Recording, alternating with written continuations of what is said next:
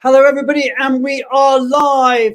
It is the end of January, isn't it? And we've got an exciting show. How does it get to be the end of January? It just feels like it's New Year's just the other day, and here we are on the verge of February. Hi, everybody, from Emily. Emily's here from Expat Tax. People coming in from all over the world. It's great to see you all. So please, if you are out there in LinkedIn world, please, you know what to do. Write in the comments box, tell us who you are, where you are. Let's get to see who is coming in from around the audience.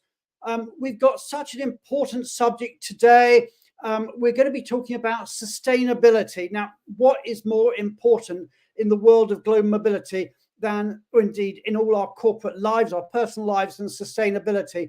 And I'm super delighted to say that we've got with us two representatives from one of the largest, if not the largest, global mobility program in the world. So we've got two very special guests from Siemens. We've got Meike Geiken and Jonathan Keag, and they're going to be talking about everything that Siemens does for sustainability. And I promise you, you are going to be blown away by what they do and their incredible program. But everybody, you know how it works. Please join the conversation. Write in the comments box. Tell us who you are, where you are, what's going on in your life. The only way we know who's out there is by you commenting. So we're really looking forward to having those conversations with you. Now, a lot of you, of course, join the show because obviously you want the immigration updates, the tax updates, the expat gossip, the details about the jobs and who's moved, and of course the main topic of the day. But also, I know many of you also want your CPE credits. So if you do, let me just put them up here. So you can get CPE credits from Worldwide ERC. You can get GMS credits or CRP credits. And many thanks to our good friends at ERC for giving us those credits. But also you may want HRCI or SHRM credits. And again, we'll leave them up there. Now, if you want those credits, well, what you have to do is simply jot down the relevant numbers, screenshot it, get your camera out, take a photo, or just do it the old-fashioned way with pen and paper. But we'll leave that up there just for a couple moments more so you can get your CPE credits. We have got some amazing shows lined up for you over the next few weeks. Really amazing shows. But let me just tell you about next week. Next week, we're going to be talking about one of the hottest subjects that came out really last year and obviously is going to progress very much into the future, which is harnessing AI to support global mobility. We're going to be talking about all things GPT, all things AI. It is going to be a fascinating topic. So do mark that in your diary to join us next week. But anyway, without further ado, I know one of the questions that people always want to know is what's been happening in the wonderful world of global mobility over the last 7 days. So let's find out what is our breaking news of the last week.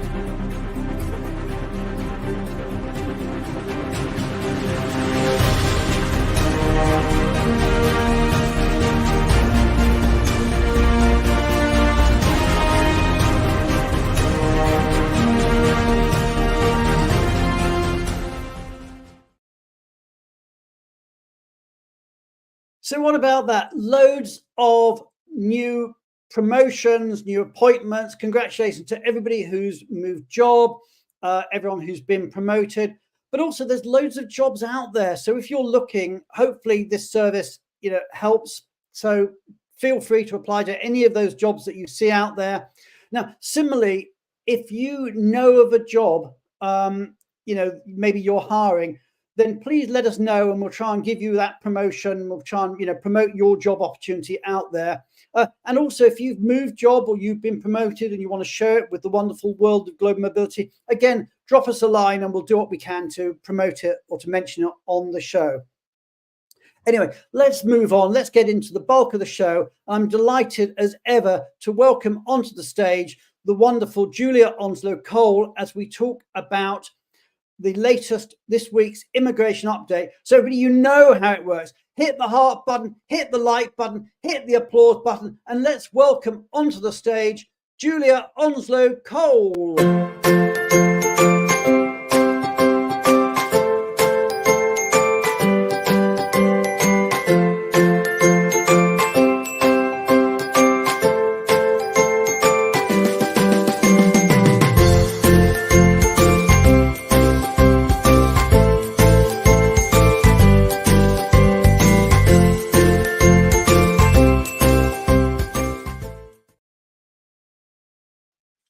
Brian.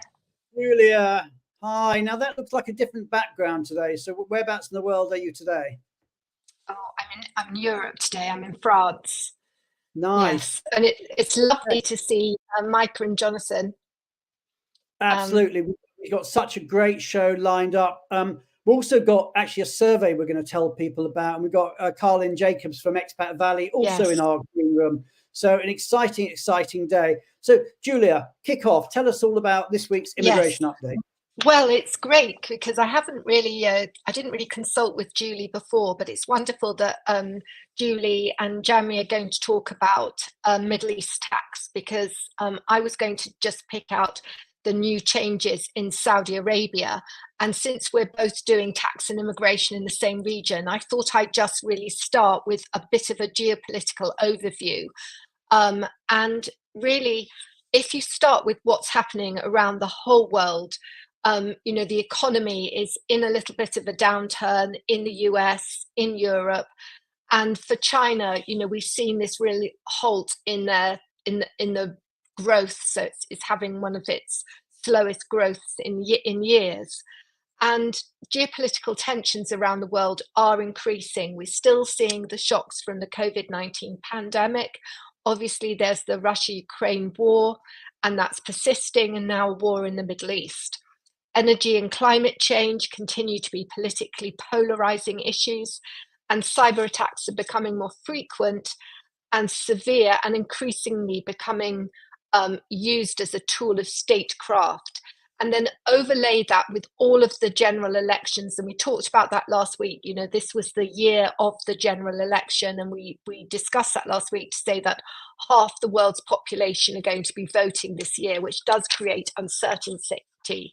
So if you look at the whole world in that viewpoint, and then you focus in on the Middle East, obviously we've got the conflict in the Middle East, and it's still, the base of it's still contained, but it could easily spread, and there's too many triggers that could actually spark a much wider conflict. But if you turn to oil prices, they are in the mid 79s a barrel, and they're expected to pick up into the mid 80s. Now, there is, however, a huge supply increase. So there's an increase in the UAE, there's shale in the US, energy production is going on in China and Iraq, and there's a rise in renewable energy.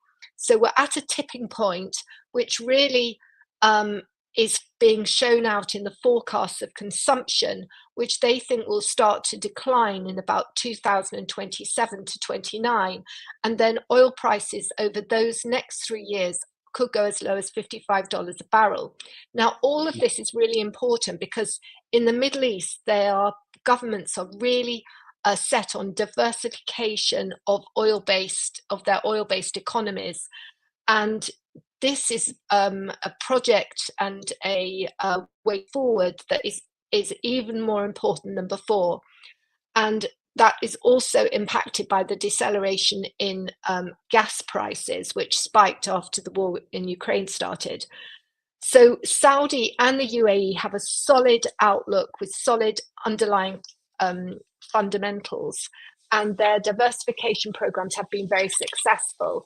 And as you know, I've actually had the pleasure of visiting a lot of the projects in Saudi, NEOM, Darija Gate, and they really are quite amazing. And also there's a lot of mining licensing being given in Saudi.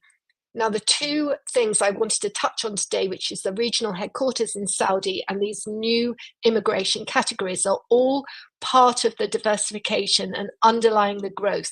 And we're seeing a lot of businesses go into the region to work on these projects.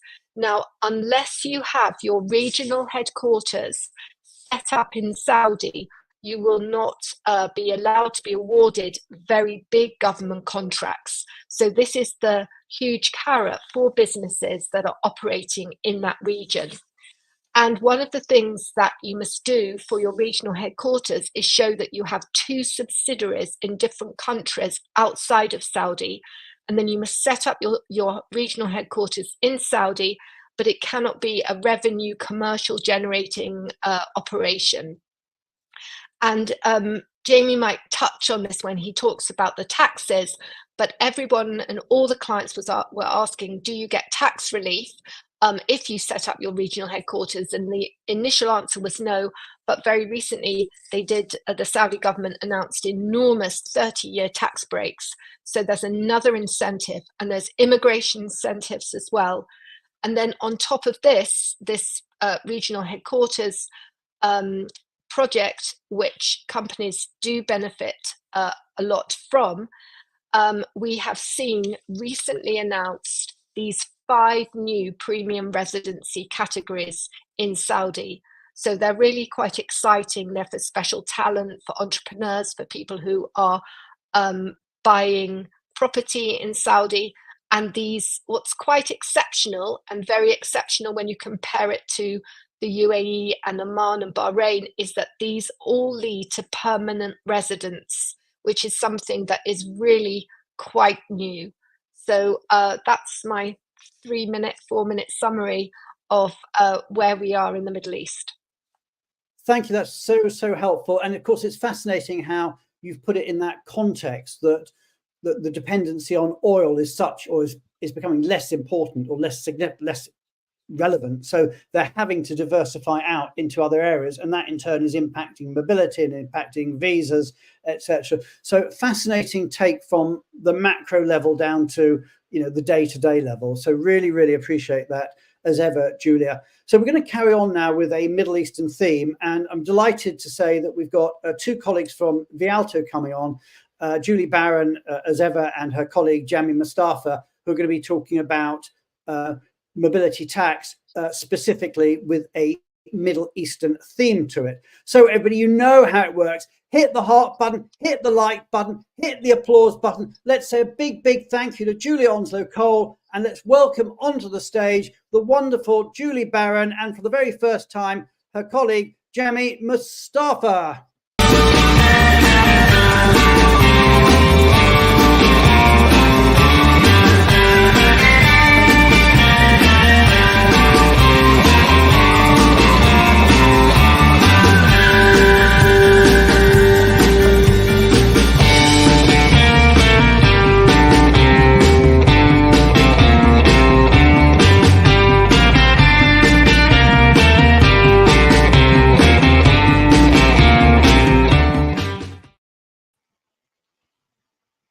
Hello, Brian. How are you? It's tax time. I'm good, and I'm really excited for this update. So, Julie, kick us off.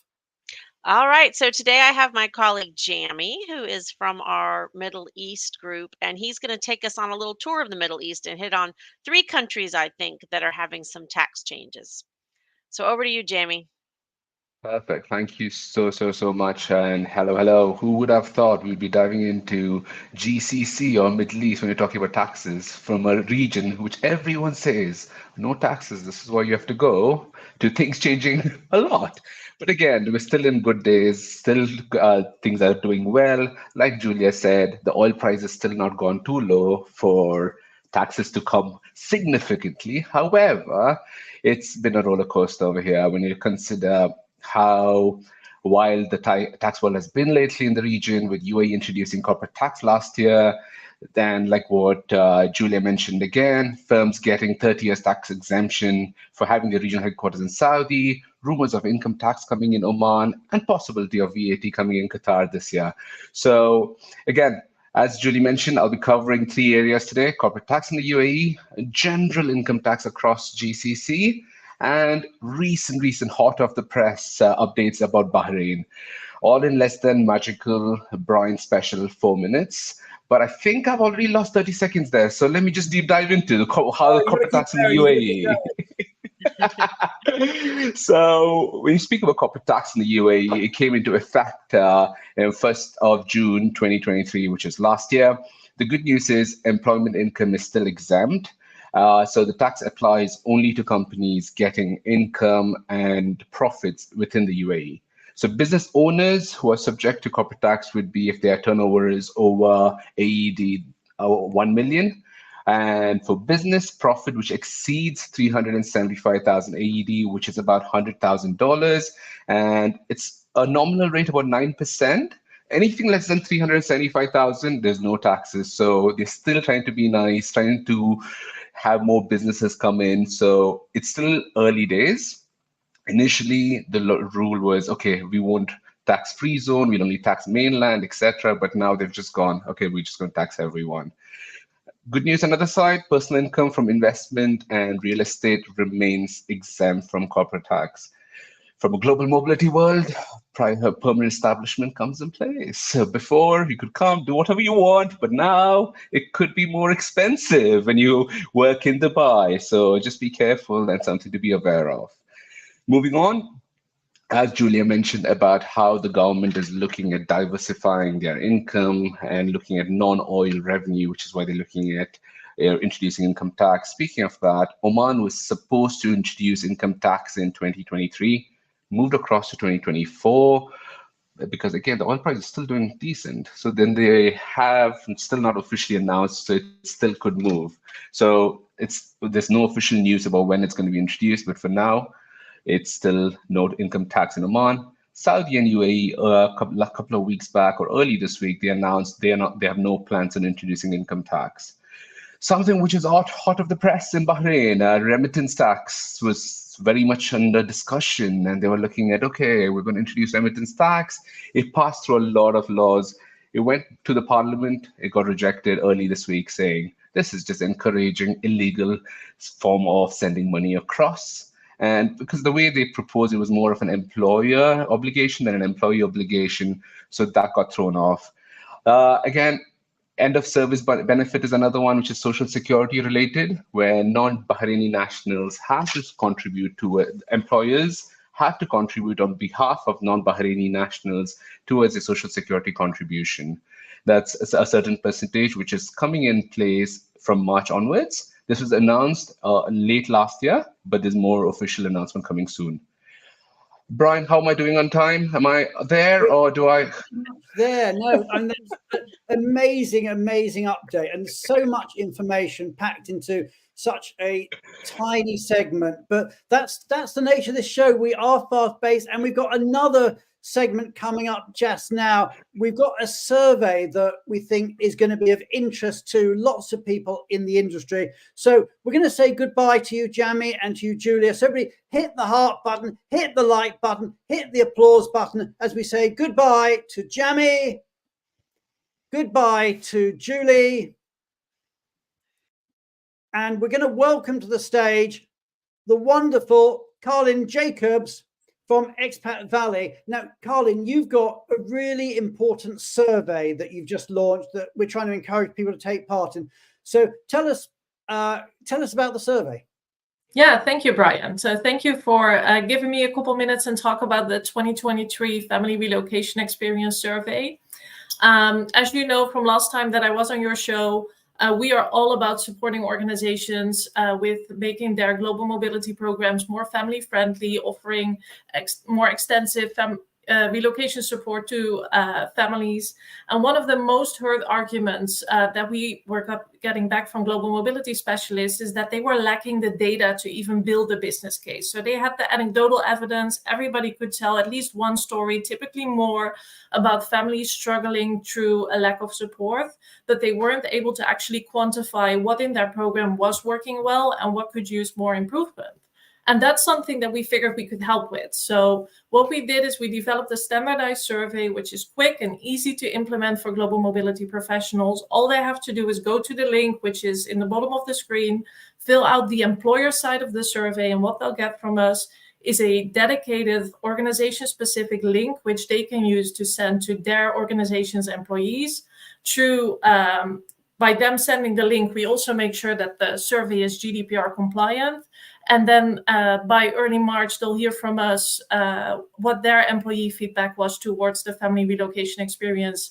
And what it also allows to do is, because we're all measuring over the same period of time, so we're all measuring over the 2023 year, we get to compare each organization's results to all organizations' averages. So people also have an idea as to where their program stands compared to market average.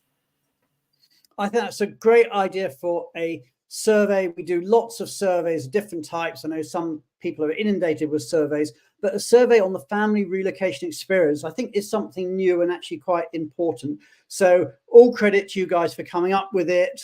Really important. And it's super easy to remember. It's simply expatvalley.com/survey. So how easy is that? So thank you, Carlin, for doing the survey. Hopefully people will be encouraged to take part. I'm sure if you've got any questions and you reach out directly to Carlin, she can give you any extra information. Absolutely. Thank you for that. We're now going to move on. So let's just say goodbye to Carlin. Take care, Carlin. We'll see you at the top of the show. And we're now going to move on to the main theme of the show. We've got over 200 people watching, so we better get on and crack on. We're going to be talking to Meike Geiken and Jonathan Keag from Siemens about sustainability. It is one of, if not the largest global mobility program in the world. The numbers are going to blow your brains, and the things they're doing are quite simply awesome. So as we welcome to our stage Meike and Jonathan, please, everybody, hit the heart button, hit the like button, hit the applause button, and let's talk about sustainability at Siemens.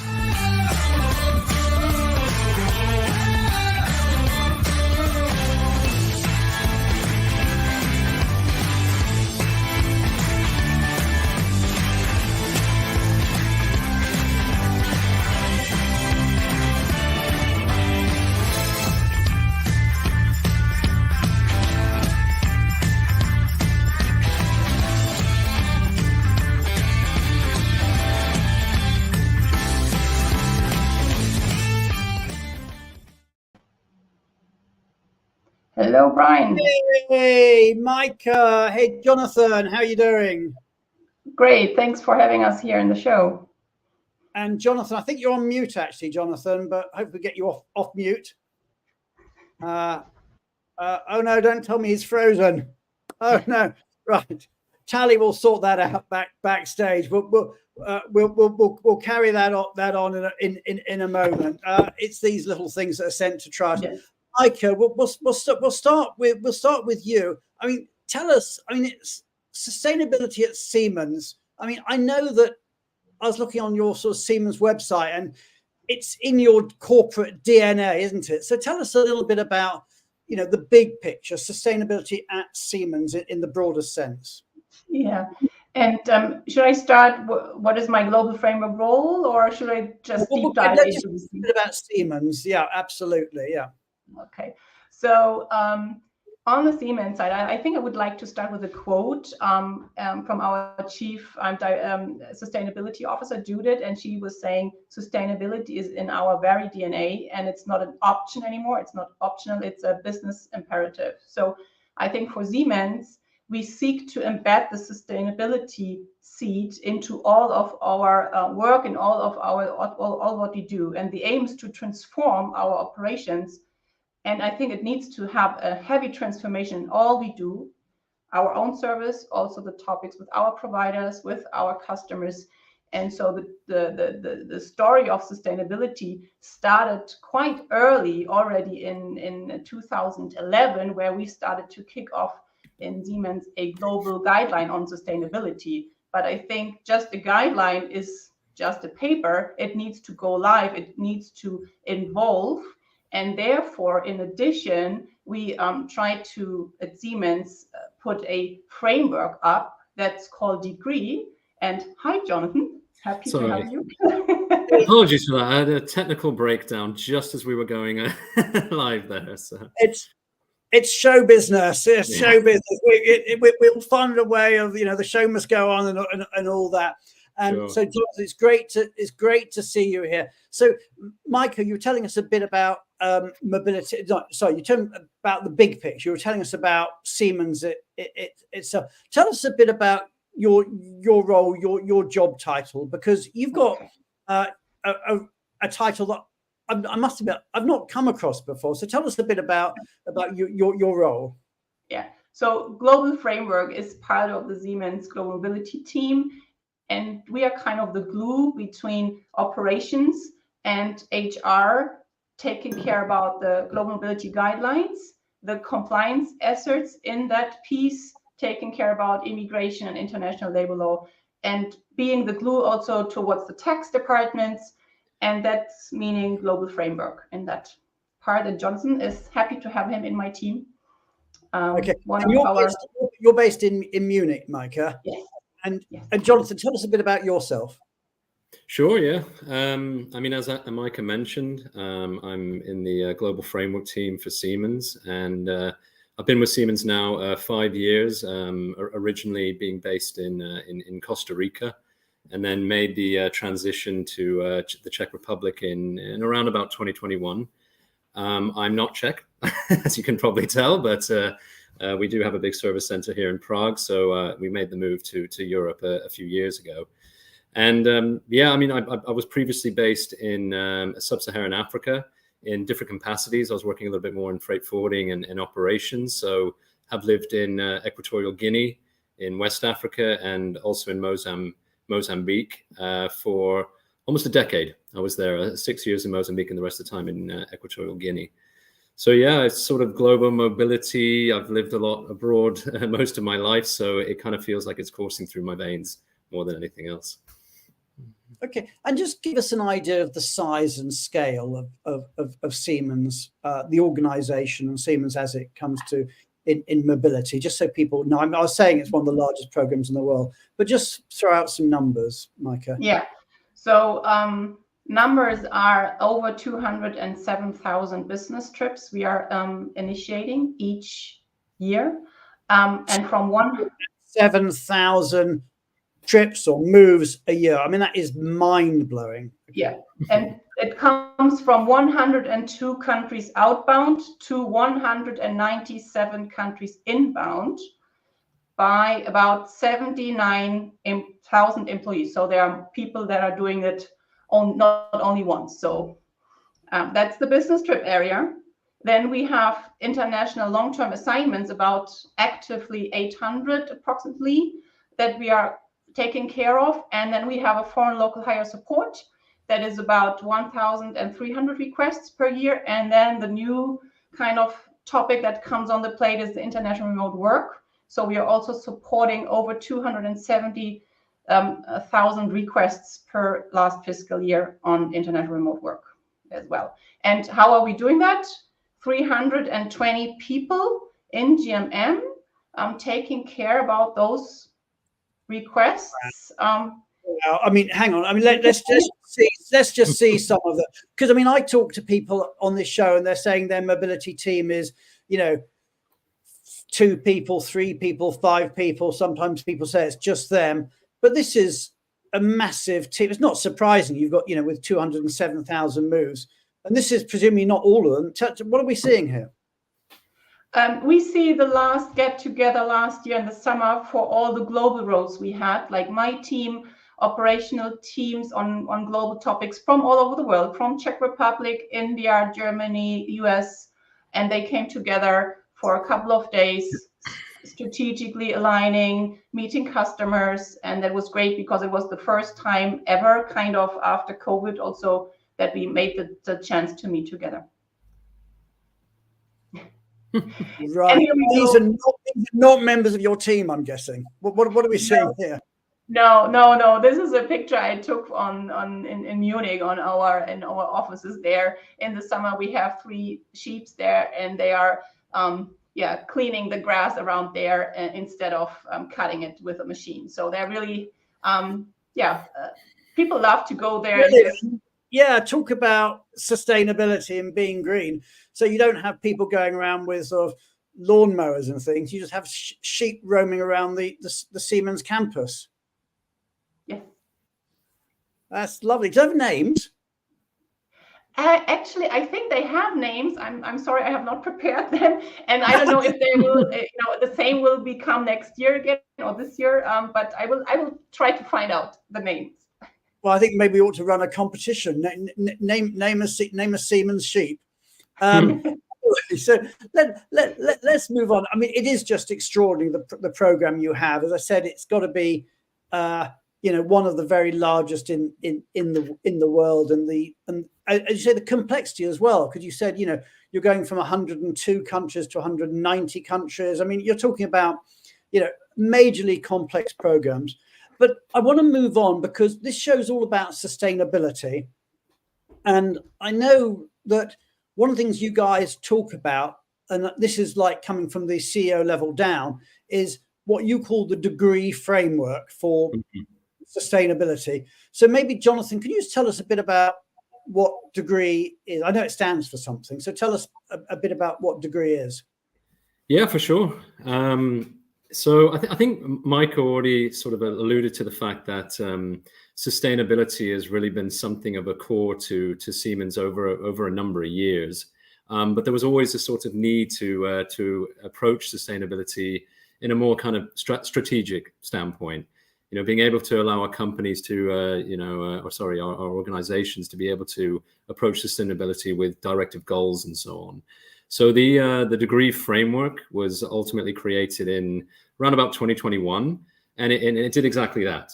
Provided strategies, defined goals, principles, and so on around sustainability as a whole.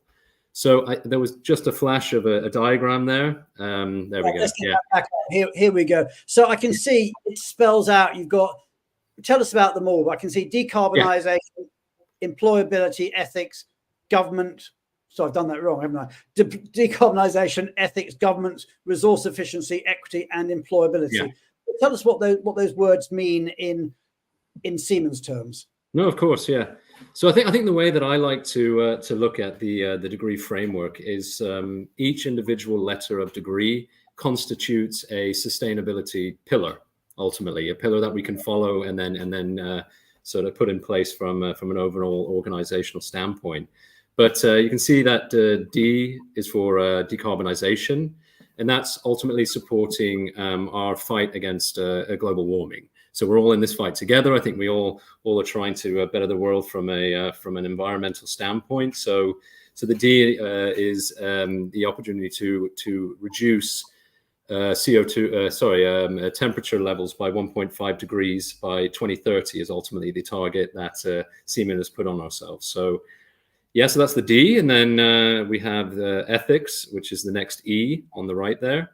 And this is ultimately adhering to ethical standards within our organization. So we have something called the business conduct guidelines, which we're trying to roll out to sort of target more internally speaking, and also sort of foster a culture of trust. So that's the ethics topic. Beyond that, we then have the G for governance. And what this is looking to do is, as it says here, is sort of applying state-of-the-art systems to make for an effective and supportive role in sustainability, as well as some of the business conduct topics as well. And I think looking at this from a global mobility and a standpoint, you could say that we have our policies and guidelines that support our assignments. So this is a governance topic where we could almost look at it from a sustainable standpoint and review our policies to have more awareness on that. And I think, Meike, you mentioned that before I came in, I think, maybe. And next it would be the resource efficiency, which is the R. And this again ties in with some of the environmental topics which link to decarbonization, wherein we're looking to achieve a sense of circularity with dematerialization. So waste management topics in the office space. How do we manage our recycling, our upcycling with office material, and then also looking at sort of paper reductions is one topic where pushing more towards digital signatures to avoid use of physical papers. Again, not necessarily possible all over the world, but it's topics that we're looking into. Next beyond that is the next E. So we have equity, and this is now looking into the DEI, so the diversity, equity, and inclusion topics, and giving a feel of a sense of community within our organization. So it's looking at that more heavily. And then finally, the last E would be employability, and this is looking to create an employer of choice. So supporting our employees to be resilient, to be relevant. There's constantly changing environments, corporate environments, and so on. So we're looking to create that supportive aspect in employability. So that's really the degree in a nutshell. Yeah. Okay, so let's just riff on that for a bit. I mean, that is just amazing. I think I'd like to sort of bring that down to mobility now, because in some ways, of all the departments in HR, probably our department, mobility/business travel, in some ways are potentially the areas where you can get the most bang for your buck in terms of changing, or put it the other way, maybe we're the worst offenders in terms of what we're doing, because by our very nature, we are moving people around the planet. Now, Gusharan's made an interesting comment here, so we'll pull that up. Gusharan said this: as you have circa 200,000 moves, are you also looking at what impact this will have on your decarbonisation pillar around things like air travel? So, I mean, maybe one of you could just take, how you look at air travel from a sustainability point of view these days. I mean, I could pick up that topic. Yeah, I mean, we're in the business of mobility ultimately, and we are looking to get people around the world. But something that we're trying to do from a global mobility standpoint, and the degree topic, but decarbonisation specifically, is really trying to break down what I would say is looking at actual emission numbers associated with travel, and trying to create incentives and drives to create awareness around the topic initially, but then going beyond that to actually show effective numbers surrounding travel. So we're hoping to be able to receive that data-driven approach to think twice about maybe flying. I mean, if it's a trip to I don't know, give an example of London to Prague, there are rail options that are available there, but we would like to be able to display to our potential assignees that if you use rail, there's X amount of emissions associated with that. And whilst with air, there's potentially a greater emission-led approach. So it's trying to create that data-driven approach to decarbonisation, to really incentivize individuals to think sustainably when they're going on trips. Okay, and maybe we'll get into KPIs and dashboards a bit later. I'm just trying to get my head around this, and maybe I'll sort of revert back to you, Meike, because there must be, with a program your size, there must be some pain points that arise, especially pain points when it comes to, if you like, the interaction between mobility and sustainability, or maybe even the conflict between mobility and sustainability. So tell us a bit about that from a Siemens perspective. Yeah, thanks. And I think at some point you could start with just shutting down any travel, right? If you are flying, if you move people, it always have CO2 emission. And I think we need to be honest. There will be no, we cannot just sail to to the US and wait until we are getting there. At the end, we will have flights and we have movements. However, I think we need to rethink on our service as GMM. How can we engage more with our customers, knowing what are their sustainability goals and what could we offer? Kind of rethinking maybe eco packages, rethinking of options, and not making it at the moment, not making it mandatory to reduce flight schedule, to reduce whatever business class flights, or reduce whatever could be as a must, but thinking of how can we create also that urgency, not only on the company level, but also seeing how we can engage with the employees, and also how can we engage with supply chain, with our supply chain colleagues to evaluate on those topics, how we can gather a more sustainable way forward. And I see GMM could be a facilitator to consult also the businesses is the travel needed? Is it virtually maybe possible? How to bring people abroad? Are there more sustainable ways of doing household movements, goods, shipping, all of that comes with it? And I think that is the way forward, rethinking the service and also consulting on those topics and bring the topic on top of the discussion point as well.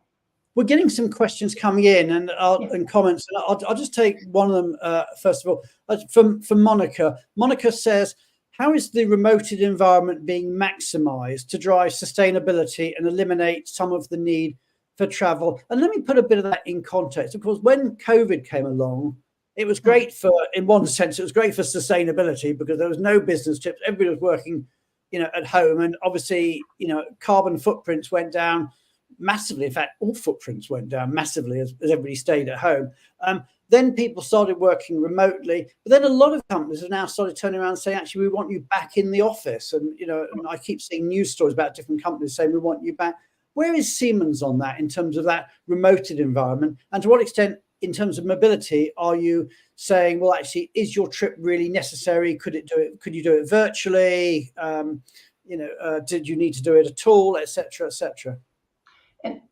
And I think there was recently a really high-level information from our chair, Roland Busch, on the travel and really explaining and is there a business need to travel to meet in person? As we know, we can all do it virtually in case there is a crisis. However, some travels are in person, productive, more efficient.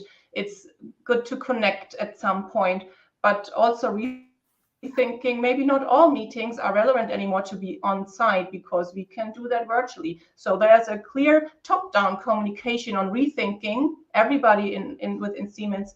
Is the travel really needed? And review that topic. I think that is one of the topics. And from a working home policy perspective, we call that new normal at Siemens. So there is a rule that you can stay in your remote work location if your job is capable for doing that for up to 2 to 3 days a week. So we have that option, and depending on the countries, how to implement that. But that's also one of the KPIs. We want to roll out that globally, that this also brings the work-life balance together with the also not commuting to office anymore. I think that is one piece. Yeah.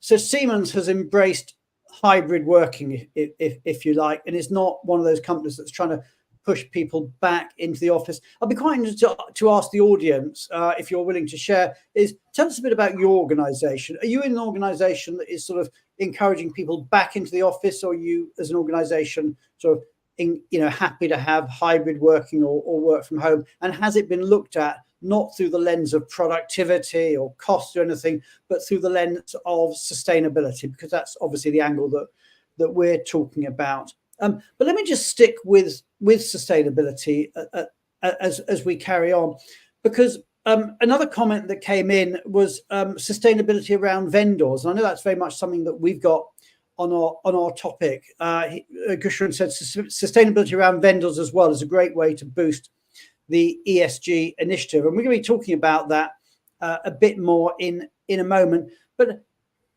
how do you deal with your supply chain to make sure that they are being sustainable as well? I mean, when you're going out to RFP, obviously everybody wants to get Siemens as a client, such a prestigious name. Is that something that you're saying through the RFP process, that people have got to show what they're doing for sustainability or decarbonization, etc.? I would say in terms of the vendors we currently utilize, we've actually been engaging them more regularly to get a perspective on their sustainability drives and measures already at this point. So we have quite a lot of information coming back from their sides to show that they are following these sustainability and ESG paths, but also in line with some of our expectations as well.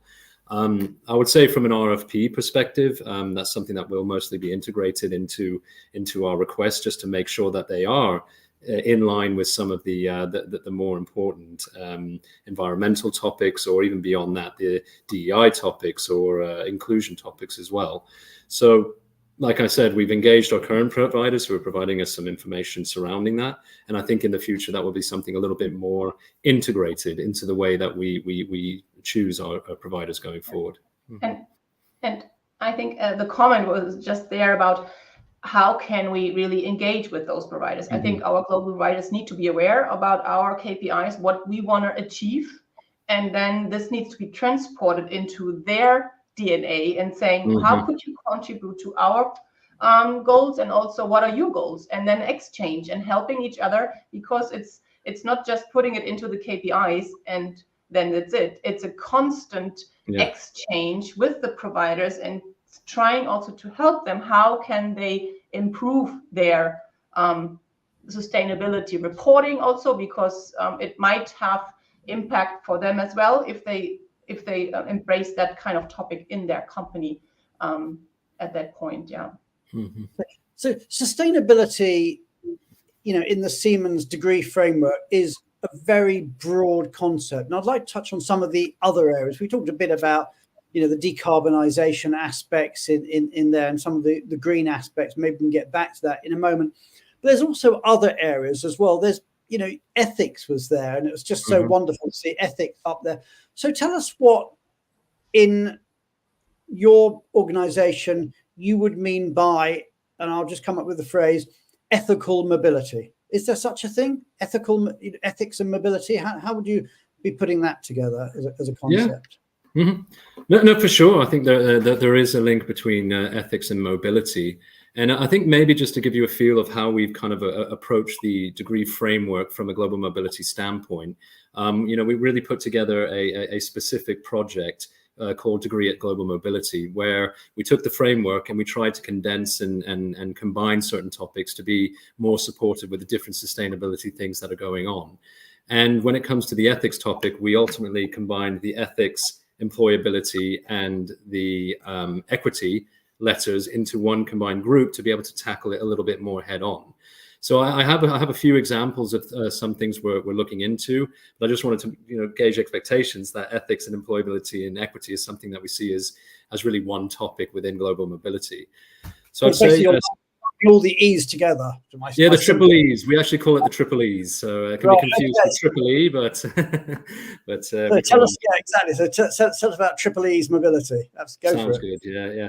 So I think one of the things that we put together straight off the bat when we set up the project was we created some DEI trainings that we would roll out internally in the first place within global mobility, which touched upon all those equity inclusion topics.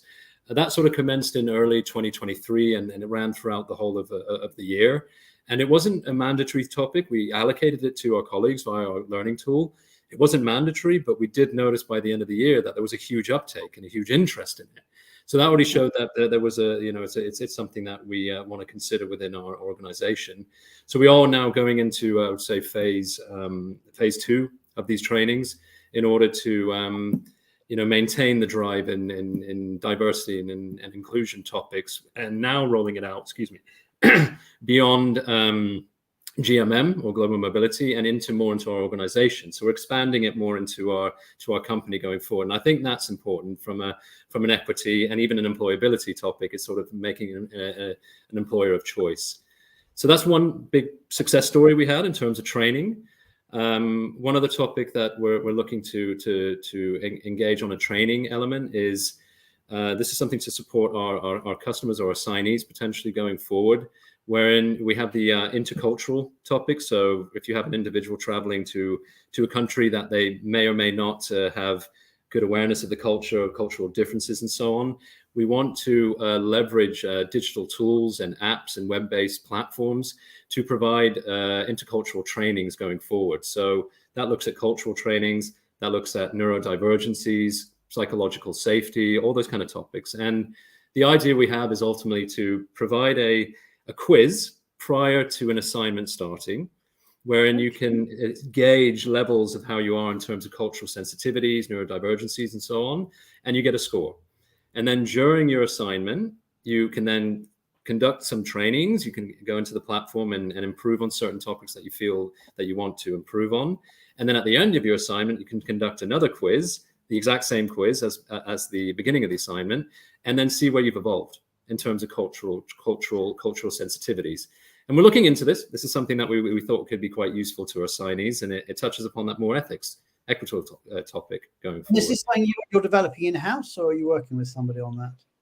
Currently, more in-house with some support from externals as well. But it's early days. We have a lot to be able to develop on that front. But it's an interesting topic, which I think could create more of an understanding of different cultures around the world. So. Absolutely. I mean, that's so powerful. I mean, it seems to me that you're almost, in a way, gamifying diversity. So in a way. Mm-hmm. Yeah, you're making it's fun, and I mean, I think that's great. So another question that's come in: have you made any big program or policy changes to support your D&I? For example, reviewing how exceptions are handled, or any tiered levels if these are applied. I mean, yes. So, yeah. Sorry, go ahead, Meike. Yeah. You'll go for it.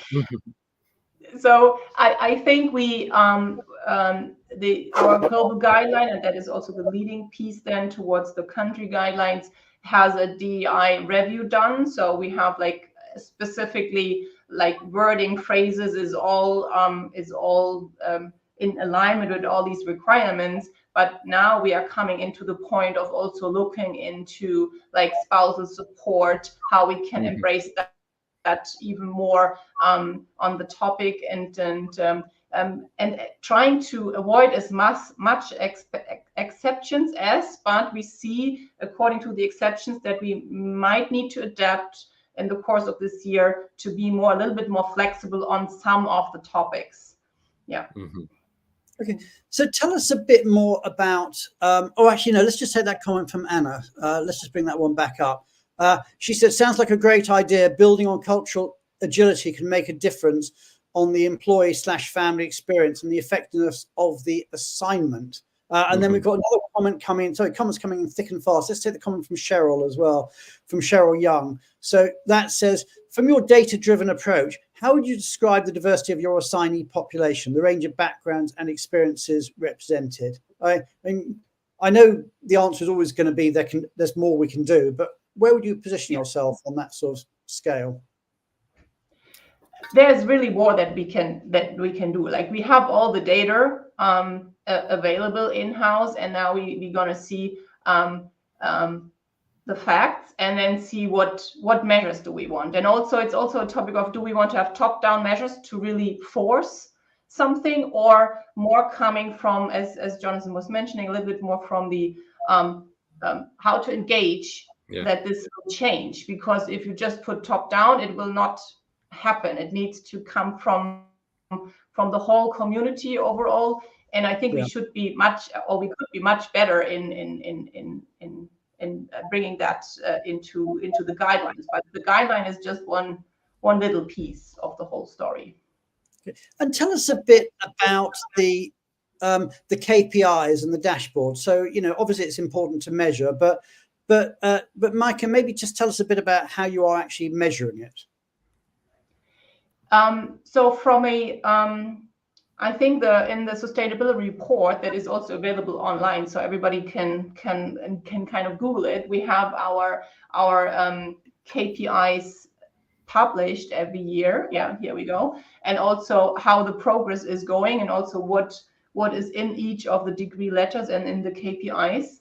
And so there is kind of a big team within Siemens only responsible for sustainability now. So it's growing, and it's we have a couple of people, so more than 30, I think, already, taking care of that, and taking care about also the reporting and everything on that. And as GMM, I think this is one of the pain points, how to measure, like if we come to CO2 emission, how do we want to measure the CO2 footprint from someone traveling from A to B? Flights, that's an easy piece, but taking on furniture, taking on home leaves, how would you measure all of these topics? And I think this is something could be data driven, could be could be more reviewed on the topic. So this is a pain point we want to solve, to be more able to report, to then support the business with more sustainable options. And also, I think most of the time, it comes also with a cost impact, or within, sustainable doesn't mean cheaper. Mm-hmm. Only if I cut down volume in furniture, then it will probably not help overall. We need to find a way how to first data-driven, putting the KPIs in place, and then report it and put the right measures on each of the KPIs. Tying the KPIs, but also going down to, we talked about it earlier very briefly, the supply chain, is we talked about carbon footprint, but also when people are moving home, there's different packing materials that can be used. So some of it might be plastics, and which is obviously a problem. Some might be more sustainable cardboards or what have you, that might be less of a problem. What are you doing to work with your supply chain vendors to ensure that they are being as green as they can? I mean, I think it's exactly that. We're engaging with our relocation providers just to get a really good idea of the end-to-end service that would be provided for any shipment that's going around the world. So we have touched upon, recyclable material being used for packing household goods, and seeing if they actually are utilizing those going forward. And we did conduct a questionnaire with them recently, and we're waiting for those results to ultimately come through, which will define certain topics surrounding the resource efficiency, as we call it in degree terms. So we are engaging them to look at ways of being more, more eco-friendly going forward.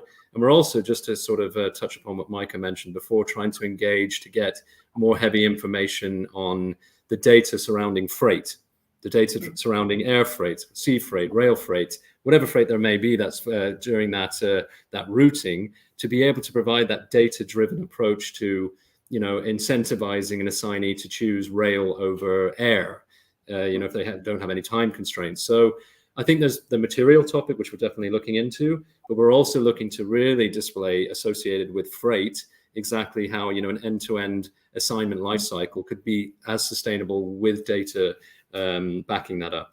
Mm-hmm. Okay, we've only got a couple of minutes left of the show. It's sped through.